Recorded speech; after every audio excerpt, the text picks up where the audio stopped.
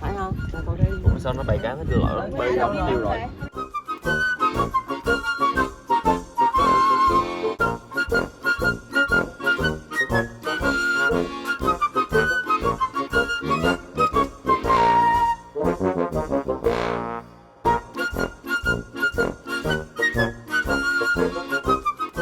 Tay phải trái. Tay phải.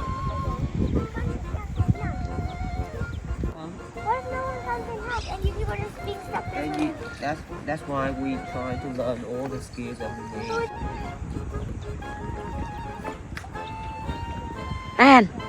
Anh ơi.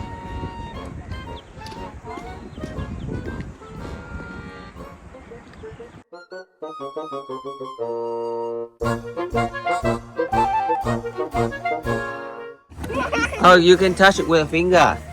Oh, wow. No. He's a sea Is monster. it too tiny? Yummy. You need to lick it. Is it too tiny? Move him forward. Move him up a No, little bit. no, don't do that. Ở nằm bên nha. Em mà đâu. Ê, thôi, không có hồn có lép cũng Em mà. tốt quá.